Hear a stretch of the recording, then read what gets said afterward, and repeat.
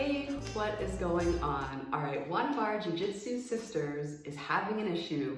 And if you are just starting Jiu-Jitsu, if you are a beginner and thinking about rolling or just getting into rolling and it's like your first 6 months or maybe a year, then this video is definitely going to be helpful. And when you find your passion, it ignites you as a person. You just feel awesome.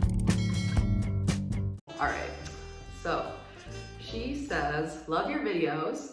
I have only been to 5 classes so far and I'm in love. My school is amazing, and when I roll with somebody, it's like everything goes out the window, or I'll try that hip escape or bridge, but it doesn't work. Any advice on retaining all the information better? Rolling is so hard thus far, LOL. Yeah, girl. Rolling is no joke. If you are in Jiu-Jitsu, or if like you know this, if you've tried rolling before, and for the people that are watching that haven't tried rolling, like you're gonna figure out soon enough that like things get difficult, but we have a solution. We have a solution for this. Let me give you some pointers based upon my own experience and what I use nowadays. All right.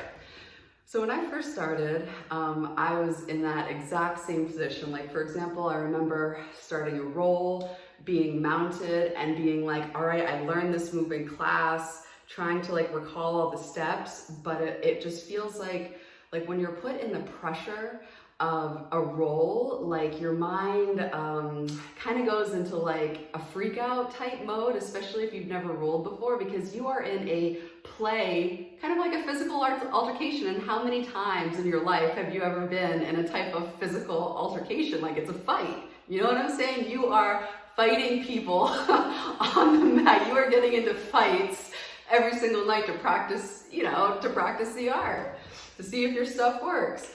So I'm like, man, like, I can't remember this stuff. Like, what should I do? And one of the people that I trained with gave me advice, and he's like, Crystal, you have to drill more in order to remember these moves. So I'm like, all right, here we go. I'm gonna go. And we had instructional videos. I watched every single video. I wrote step by step the instructions on how to do these techniques. I had notebooks, like 5-star notebooks, like 5-star 5-subject notebooks full of notes of step-by-step technical instructions on how to do these moves. And then I would Facebook some of my other white belt buddies that were just starting out, especially like the females, and I would be like, hey, let's drill. And I would drill for hours.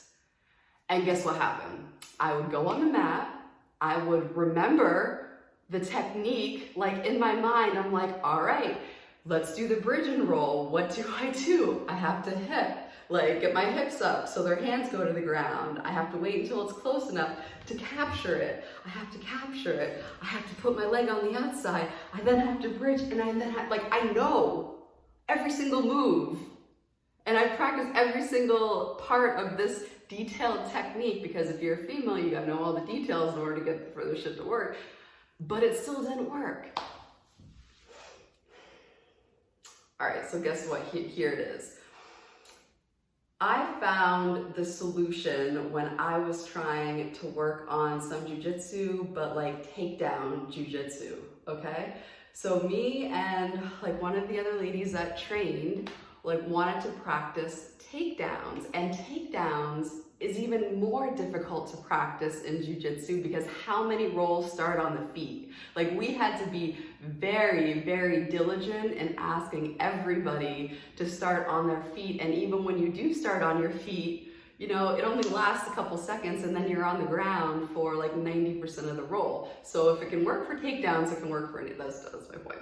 So what we did is we would take a move, we would drill it, but instead of drilling and just letting the other person have it, because during class, you're offering 0 resistance. During class, when you're drilling and typical drilling, the person isn't trying to fight you. The person is just kind of like a dummy, giving enough resistance for the move to work. They're at like 10% resistance. So what we would do is we would drill, but we would be like, all right, give me 10% fight.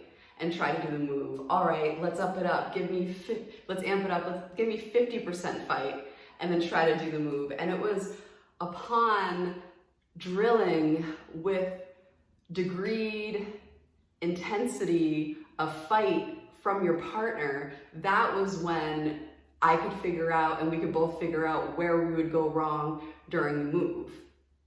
Do you feel me? All right, so here's what you do. If you are in a position where you can't remember the moves in jiu-jitsu, you need to drill, because you need to get that shit so ingrained in the back of your mind that you could do it, like, that you could do the move saying your ABCs. Like, if you picture somebody on top of you and you want to escape, like, you need to know the first two moves within that technique. Like, okay, what do I do first and why do I do it?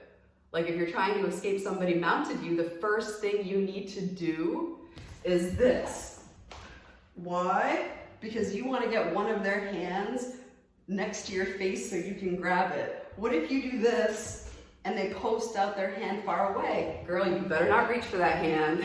You better hip again. You better bridge again. So the first step is bridge, bridge, bridge. And what that does is, in a self-defense situation, if somebody's trying to punch your face, they can't, because they need to be posted out by your head so that they don't, get rolled off of you. So you need to know, whatever you're working on, this procedure works. You need to know, okay, what is the first step of that technique? What is the first, second, third? Because I always find it's the first step in that technique that's the hardest to remember. And once you start the flow, like, your brain's like, oh yeah, now we remember this. But for me, it's almost like starting a speech. It might be the same way with you. Like, when I'm in a position and I'm like, oh my God, I know what to do here. And now it's like, oh my God, I was working on something from this position. Like, what was it that I was working on? What was that first move? And I try to, like, get it, but sometimes the moment passes and that makes you know that you need to drill more.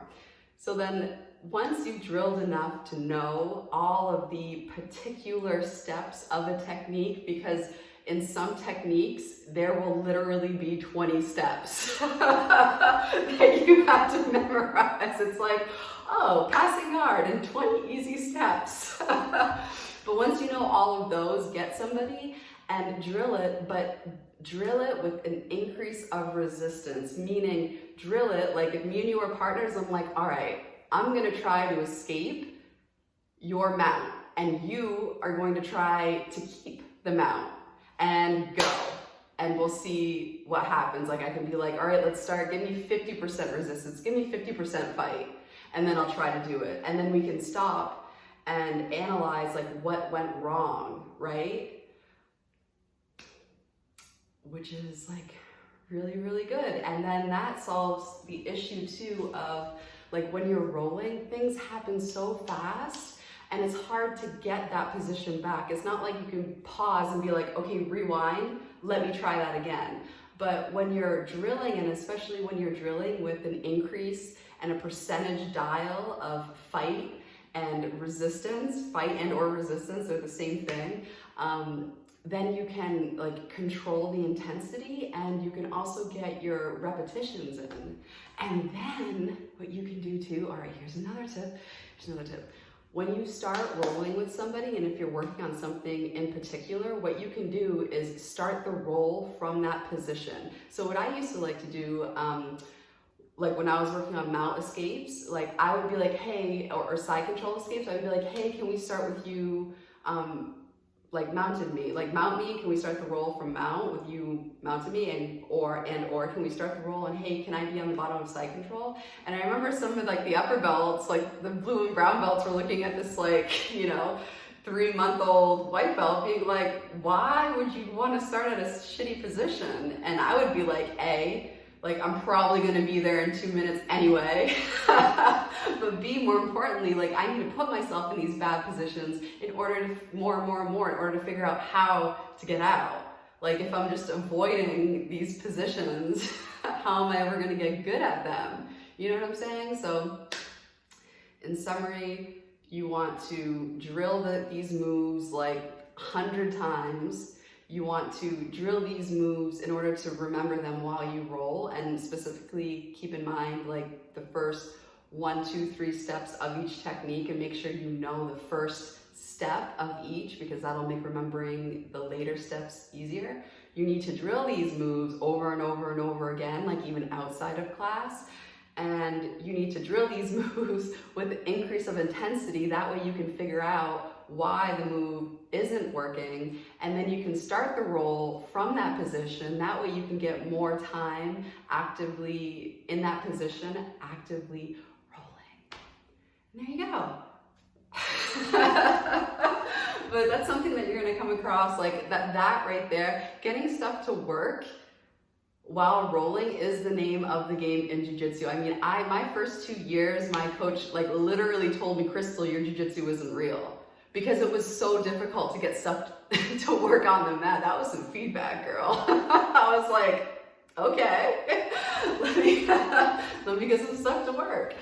But if you just concentrate on a couple of moves at a time, and that way you can see like immediate progress, especially those techniques that are overly abundant and would be very useful during your roll. Learn those first.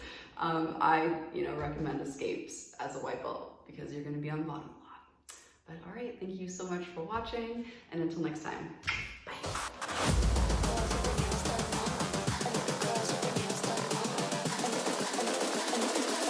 I think the girls with their nails done now.